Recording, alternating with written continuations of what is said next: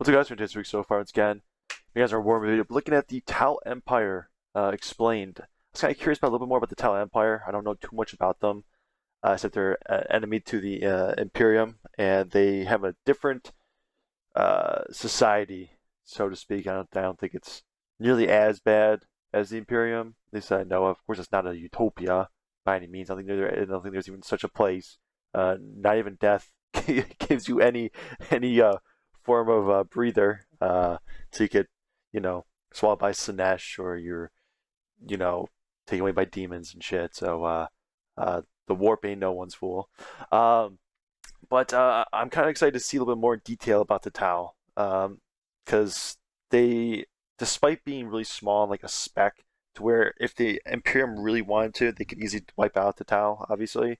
But the fact they're so technologically advanced so quickly is pretty interesting to me, and I kind of want to know a little bit more about them. So, like always, please check the original video in the description. Show them some love. If you guys enjoy my content, if you guys enjoy my reactions, please don't forget to like and subscribe. Let's get to it. It's a common misconception in the Warhammer universe that every faction is inherently evil. The reality is that everybody is capable of great good and terrible acts. Some, however, are far worse than others. Drukari. But there's actually a faction that blurs this line even more. One that seems to actively value peace and diplomacy, which is an incredible rarity in the 40k universe. They're everybody's lovable space communists that are obsessed with anime.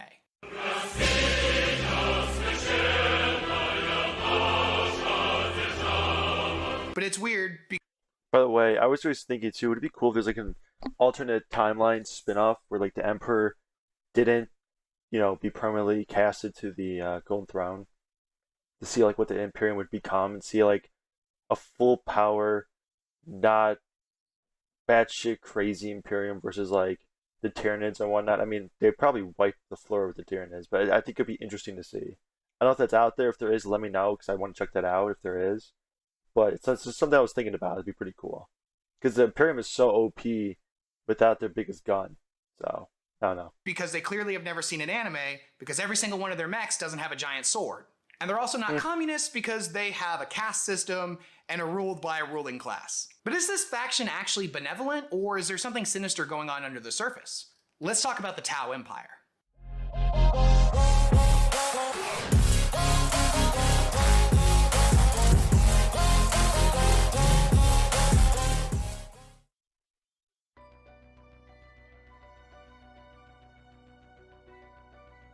Different fight the darkness together.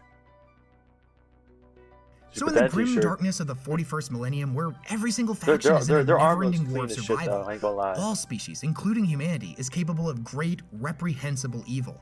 The Tau on their surface seem completely benevolent. They stand in stark contrast to pretty much every other faction, as they actively believe in peace and diplomacy. They're a faction that will pursue peaceful negotiations 100 ways from Sunday before declaring war.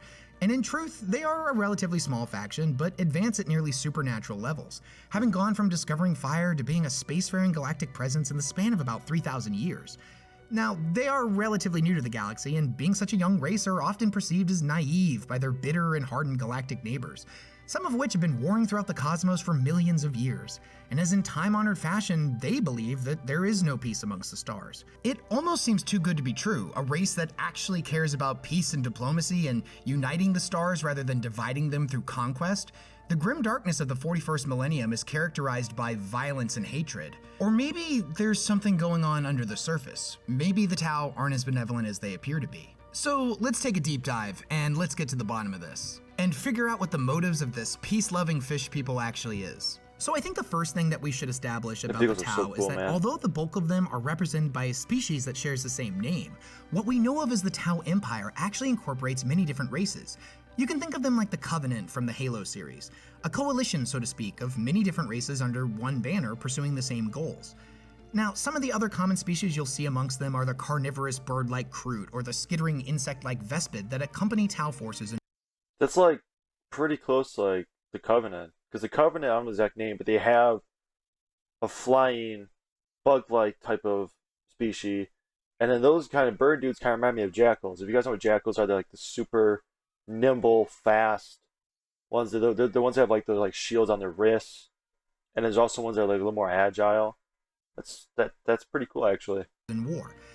They are two of many species that have joined the Tau Empire willingly through peaceful negotiation and mutual goals. Kroot, for example, joined the Tau when their species and homeworld was being besieged by an orc wog. The Tau forces who had been observing them came to their aid and saved the Kroot, pushing back the orc wog. Afterwards, the Kroot agreed to join the Empire as they had owed them a great debt. Now, don't get it twisted. Despite their seemingly good intentions, the Tau are conquerors, just like everyone else. However, there are alternatives when it comes to taking territory.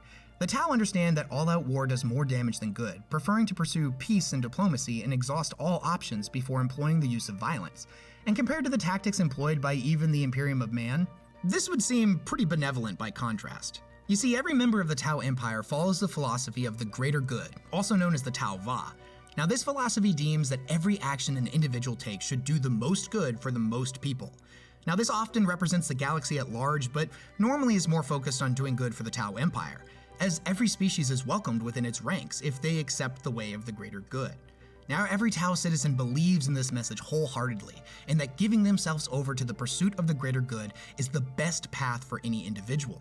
Furthermore, they believe that it is their sacred duty to spread this creed throughout the galaxy and unite all species under its banner. When you compare this to the Imperium's way of conquering the galaxy, that is to say, destroying anyone that gets in their way, based on the fundamental belief that the galaxy— It just shows them just like blowing up the planet. It's the next image. They're just basically glassing the planet. galaxy at large is the birthright of mankind, Yeah. and to suffer not the heretic, the witch, or the alien to live. You can start to see the major difference in philosophy The here. pyramid's all in And absolutes, make no mistake, man. this is still conquering by enforcing their beliefs on others. But their beliefs encourage peace and unity, rather than an eradication of everything that doesn't look like you. And where the Tau got such a wacky notion that you're more likely to survive the 41st millennium with allies rather than enemies, I have no idea. It's anybody's guess. Now, one of the main pillars of the Tau Va is that the Tau Empire must always be expanding, that the greater good must be taught to as many people as possible. And it's not enough for the Tau to simply sit back and wait for other sentient species to come to them in search of enlightenment. No, they must bring it to the galaxy at large. It's as if they seek to eliminate opposing views through enlightenment and conversion, rather than through a genocidal crusade like other species, using violence only as a last resort or to defend their worlds. That being said, violence is a tool that could be used to spread peace. Listen, we're gonna bombard your planet, but we're gonna do it peacefully and in the name of the greater good, so, it's okay. They believe that— See, that's the one big problem I have with them. It's a way to justify actions. It's kind of what the Imperium does. It's like your message might be pure, but not your way of using it. That kind of rubs me off a little wrong. that the message of the greater good must be brought to every civilization, and for all sentient species to be brought under its banner. And seemingly as if masters of manipulation, they understand the core fundamentals of getting someone to alter their views. That is, the individual is more likely to adhere to your beliefs if they feel like it was their conscious choice to do so, rather than it being forced on them through conquest. Fair. The way in which There's the less Tau bring resentment. new species into their empire Hatred. is a simple process. Drones are sent out ahead of the Tau fleets to scout out various worlds. When a colonized planet is found, the drones immediately report back to inform the Tau of potential allies. And the Tau begin preparations to spread enlightenment. First contact is always done through the water-caste diplomats, whose silver tongues and overwhelming charismatic presence is often enough to establish peaceful relationships right off the bat. Through rigorous and constant interaction, they teach the new species of the wonders of the Tau Empire. They will often bring their citizens back to their own worlds to show them what life could be like under their banners. And upon visiting a Tau world, many would be left completely awestruck by their serene beauty. Not only are these cities resplendent and opulent, but they are a thriving metropolis. They're well protected by energy shields and railgun systems. Even the poorest of settlements are dotted with beautiful statues and fountains and breathtaking architecture. In these cities, it is made abundantly clear that Sounds too education good, though, and man. innovation are put on a pillar. Science, culture, and military academies dot the landscape and are open to the public. And everywhere you look, true-born Tau citizens are rubbing shoulders with various alien species, including humans throughout. The poverty and squalor, characteristic of other civilizations, is nowhere to be seen here. Now, many weaker species agreed to join quite quickly, as being visited by an incredibly advanced group of aliens that come with silver tongues and promises of a bright, illustrious future are often enough to sway any speculation they may have. However, some still have their doubts and are not ready to join, and this is acceptable to the Tau. And they may spend generations amongst them communicating, trading, and even coming to their aid in times of war before the species is finally ready to join the Empire. And the Tau are completely fine with this. They're down with playing the long game. If the Tau know anything, it's patience. Now, down here in the real world, we've seen plenty of movies about alien invasions. They come with guns and weapons of insane destructive potential, but the human spirit endures and fights back against the invaders, eventually pushing back the threat.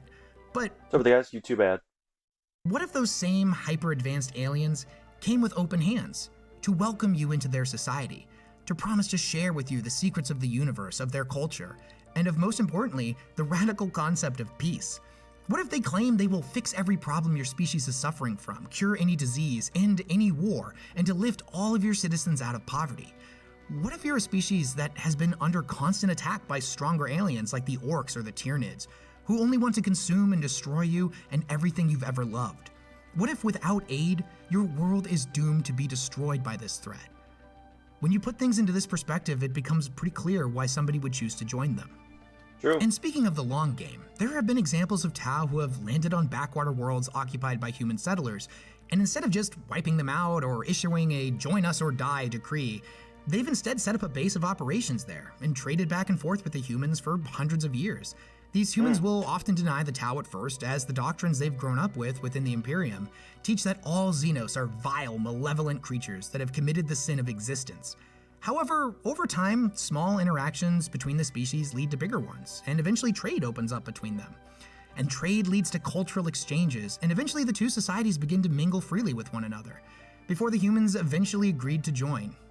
As generation after generation has grown up with their Tau neighbors, they've learned to love and accept them, despite the rigorous and xenophobic doctrines of their species. In the novel Caiaphas Cain, we see an example of one such planet who, after hundreds of years of this back and forth, the humans on such a world have adopted many of the Tau's way of life, such as rounded architecture and even wearing their hair and the signature shaved head braided ponytail, some going so far as painting or dyeing their skin blue. And in this way, the Tau understand that they can gain allies through peaceful interactions. It may take much longer than simply conquering them, but in the end, this furthers the greater good. Now, I'm sure you can imagine the Imperium's surprise when they arrived on this planet and the humans here look at them, members of their own species, with disgust and disdain, calling them murderers and telling them to go home. The Imperial soldiers see human buildings molded to look like that of their enemy. And from the military perspective of the Imperium, this is textbook Xenos brainwashing.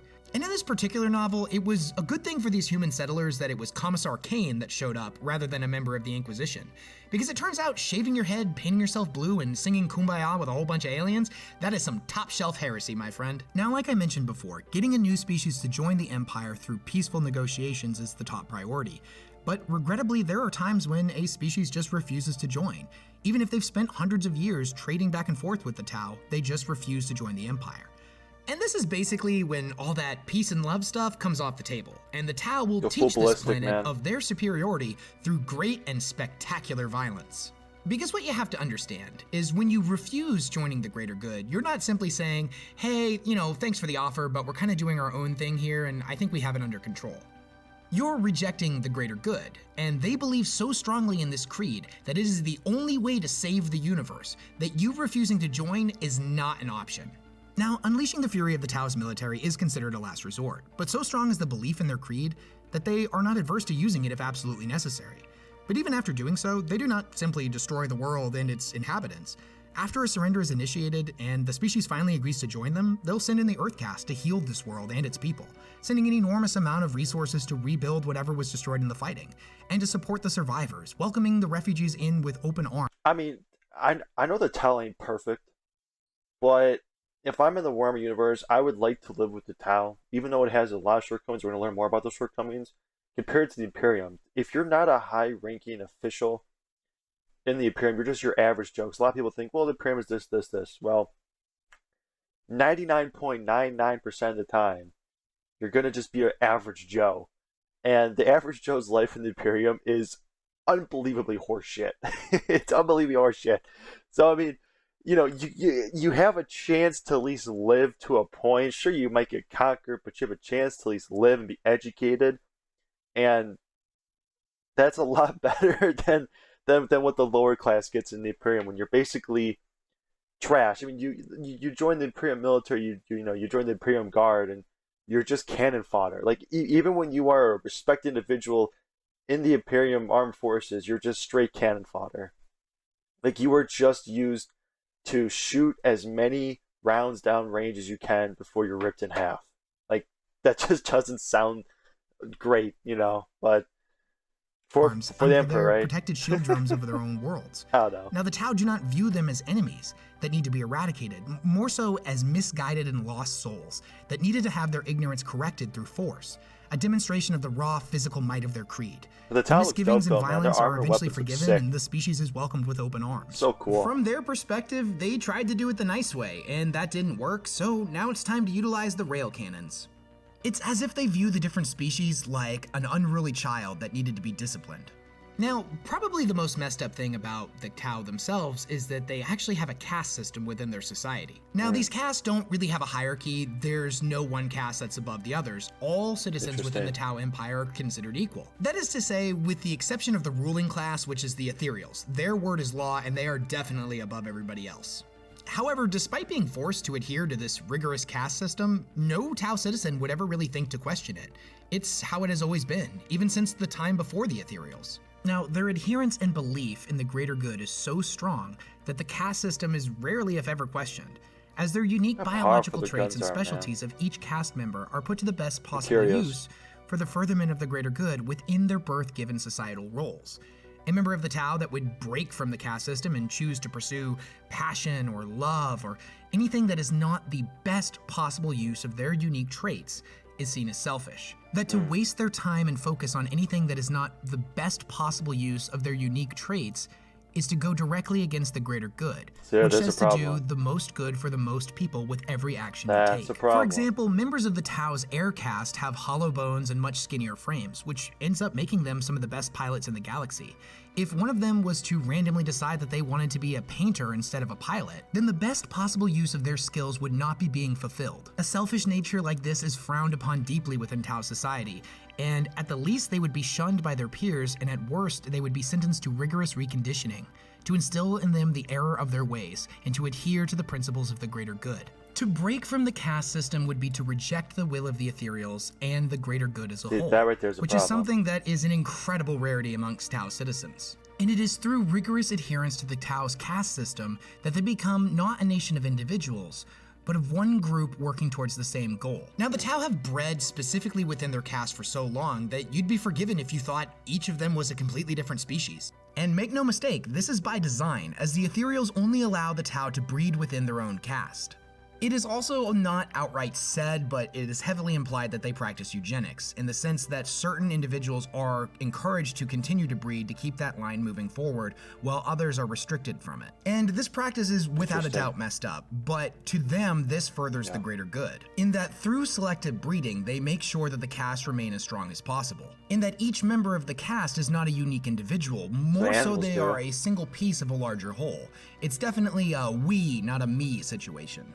Now, despite some key characteristics like the blue skin and certain types of hair and the marking on their forehead, members of each of the different castes actually look radically different from one another. They all also have unique biological traits that make them better at certain roles. The Earth caste are disciplined and intelligent artisans and scientists who build and design their cities, weapons, and defense systems, while the Fire caste are more muscular and have faster reflex times, and make for the Tau's military force. The Air caste have hollow and thin bones and make for some of the best pilots in the galaxy, allowing them to withstand enormous levels of G-force, while the Silver tongues of the Water caste make for the best emissaries. You don't see the meek and scrawny members of the Air caste demanding to be frontline soldiers in the Fire caste. They are all fully aware of their unique biological structure that makes them better pilots, and in staying within their caste, they can do the most good for the most people. It is through dedication to their caste that the Tau pursue the best use of their individual unique skills and thus further the greater good. It is through this rigorous adherence to the caste system that the Tau become not a nation of individuals, but a cohesive whole working towards the same goals. Whether or not this is right or wrong really depends on your perspective. To them, it is so deeply ingrained in them from birth that this is the best way to live. I think in our society, wrong, because you take away that freedom. In the Warhammer universe, I can see it being justified compared to alternatives. I mean, why would you want to live in the Imperium?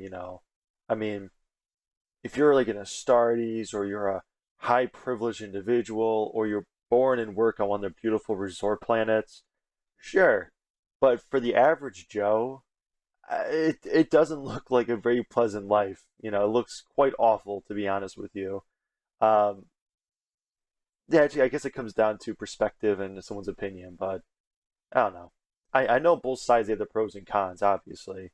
You know, the Tao isn't a utopia by any means. We just found that out. But I don't know. I'm sure many of us in the real world would see such a system that is so inflexible and refuses to let the individual pursue the life that they want as inherently evil. And like with most things in this universe, it's more complicated than that, and it's up to Very. you to decide how you feel about it. So let's take a step back from Tau politics and let's talk about their combat strategies. The way the Tau fight is unlike any other race in the galaxy. They demonstrate impressive range superiority that can pick apart an enemy force before they even know what's happening. When they surge into battle, they are escorted by hordes of Kroot that descend on the enemy like a pack of ferocious piranhas, literally eating them alive, while transports known as Devilfish ferry short-range breacher teams and fire warriors into strategic positions to lay down suppressing fire. So we're sorry about the guys. So there's another ad. Let's continue. Hammerheads and massive battlesuits bombard the enemy from long range with massive and devastating guns that have pinpoint accuracy.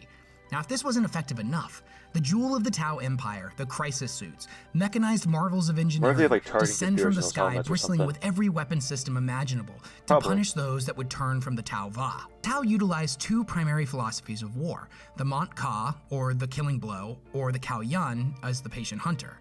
Firecast cadres trained in the Mont Ka utilized tactics that hit strategic locations hard and fast, using highly mobile crisis suits, aircrafts, and ground transports to move in and obliterate points of strategic importance to the enemy, such as taking out their opponent's command structure in the blink of an eye, sowing chaos throughout their ranks.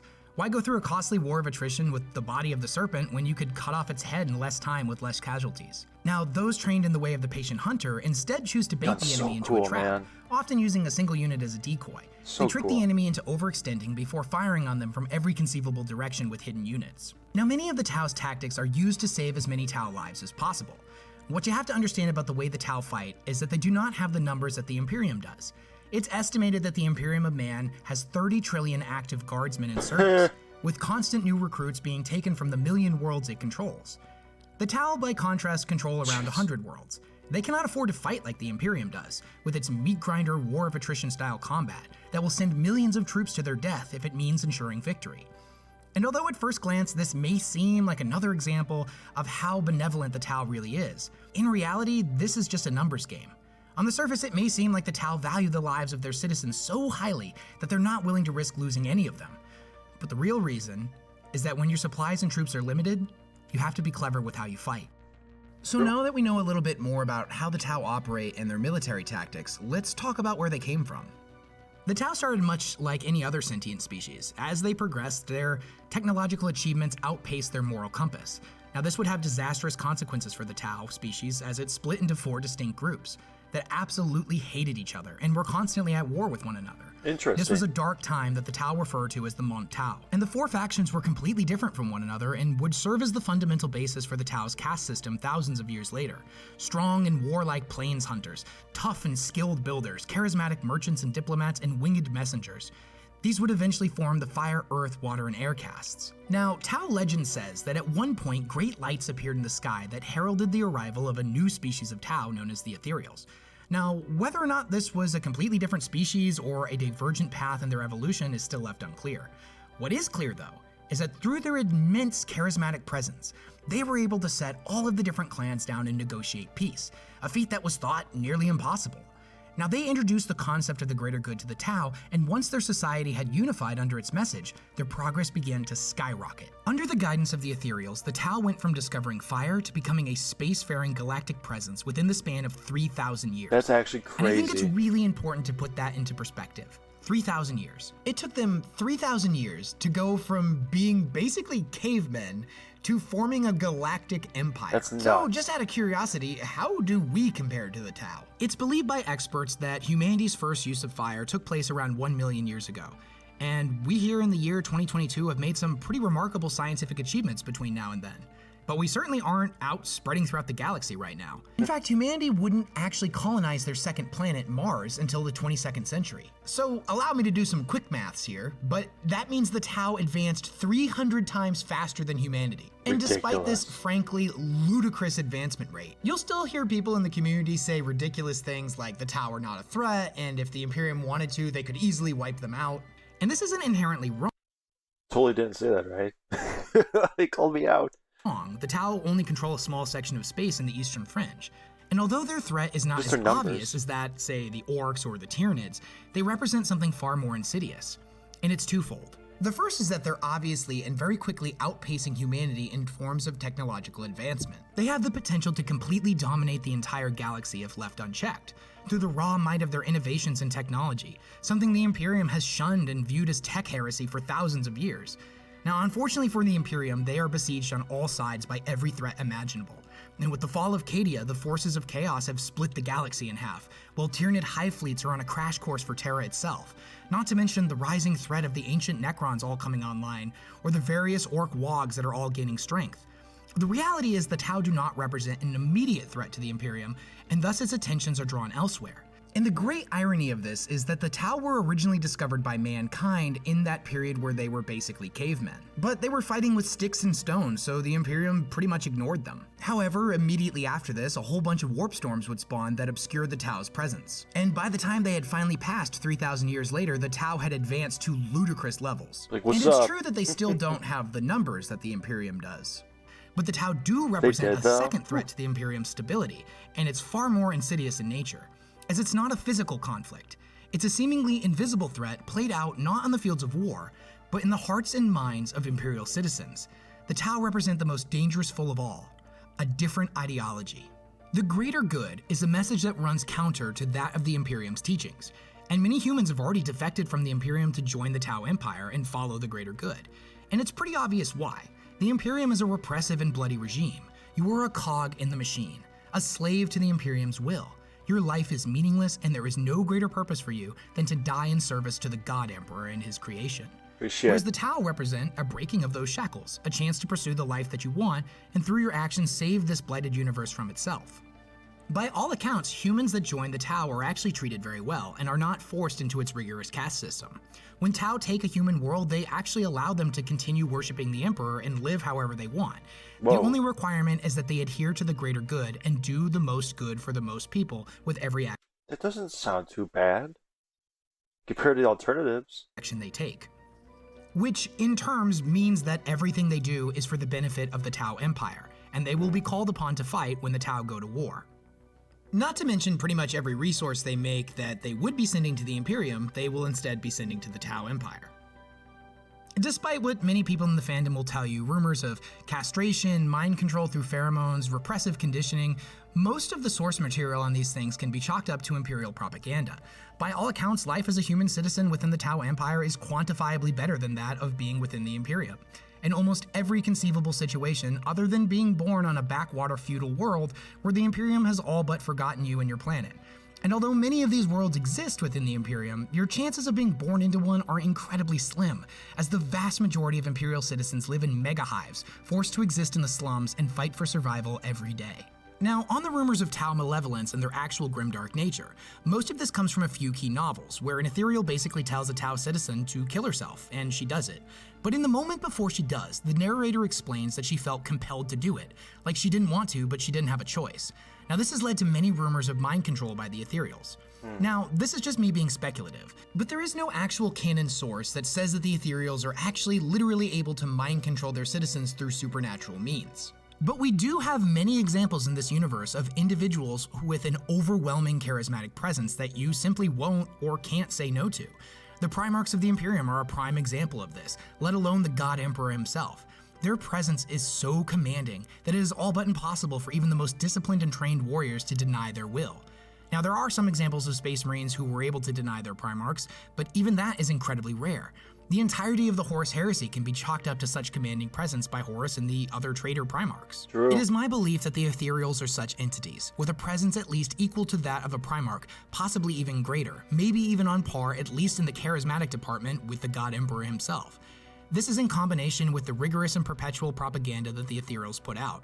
If you were to live within the Tau But are they like 9 feet tall and can flip a tank? I don't think so. Empire, you would see propaganda of Tau supremacy everywhere you look. It is something that is conditioned into the minds of its citizens over time, to where the path of the greater good is something that is completely ingrained in you. Humanity is just as guilty of systems of propaganda, although their propaganda holds much more insidious messages about the witch, the alien, and the heretic. Now, despite how much good the Ethereals have done for the Tau people, they are definitely not without fault. For one, they rule with a complete and utter iron fist. What the Ethereals say is law. Not to mention the relentless propaganda that Tau citizens are subject to is directly because of the Ethereals. They utterly and completely control the narrative that the Tau citizens are fed on a daily basis, letting them see only what the Ethereals want them to see and think only what the Ethereals want them to think. That's a big problem. There's this guy named Commander Farsight, and we'll get into him in another video, but real quickly, he was a great commander of the Tau Empire. And after being sent to the Damocles system, he requested reinforcements from the Ethereals many times, but was denied each and every time.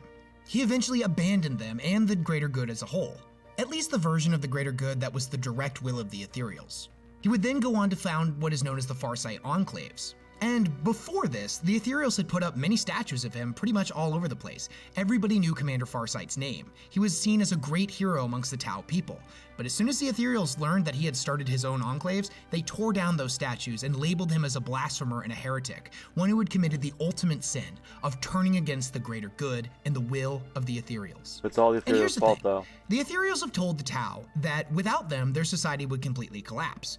And that makes sense to them. They have been told from birth that the Ethereals' will is law, and basically everything around them was because of them. And there might be some truth to that. But the Farsight Enclaves have proved that you can make a society of Tau without the Ethereals, because they don't have any, and by all accounts, they seem to be thriving. Now, many people try to use the actions of the Ethereal as justification for betraying the Tau as sneaky and evil and just as bad as everybody else. And I feel like this does a really big disservice to them, as the Tau certainly aren't perfect. Nobody in this universe is. But they do seem to be a lot better than pretty much every alternative. Now, I personally feel like the Tau are a lot more creative and a lot more interesting than people tend to give them credit for. On one hand, they're a seemingly benevolent society that's more interested in making allies than enemies. But a lot of this is surface level, just like their beautiful, spectacular worlds. On the surface, they're beautiful and spectacular, and their veneer of perfection is pretty much everywhere you look. But under the surface, they still utilize a caste system, despite what the individual may want. Through rigorous and relentless propaganda, the Ethereals teach the Tau people to think only the way they want them to think. But maybe to you, this makes sense. Maybe you understand the message of the greater good and what the Tau are trying to do. Perhaps you understand the narrative of peace through control, rather than outright annihilation like the Imperium does. At least in the context of the 41st millennium, where under normal circumstances there is no peace, there is no diplomacy, there is only war. And I'll be honest here, this is a topic that goes way deeper than just 40k lore, so this is something that you're gonna have to reach on your own. Now, what I will say though, is despite how you may personally feel about the Tau citizens, at the core of their being, believe what they are doing is right, that the creed of the greater good is a superior way of life, that true strength can only come from unity under their banners. And the Tau will simply not sit back and let the galaxy burn. Through their superior way of life and the teachings of the greater good, that every action should do the most good for the most. I mean, they have a similar mindset to have the Imperium, just a lot more diplomatic way to resolve issues. People. They will save this universe from itself. At least, this is what they have been told to believe. Hope you guys enjoyed that video, man. It was really cool to see more of a breakdown of the Tau, more of their ideologies, more of their views on the galaxy and how they approach certain things. So it was really cool. I like to see more of a comparison between them and the Imperium, besides just their numbers and just their ideologies, maybe see more of a cultural thing. But really cool, really great video. Again, please check them out in the description. Show them some love. If you guys like my content, if you guys want reactions, please hit the like and subscribe. See you guys next one. Take it easy.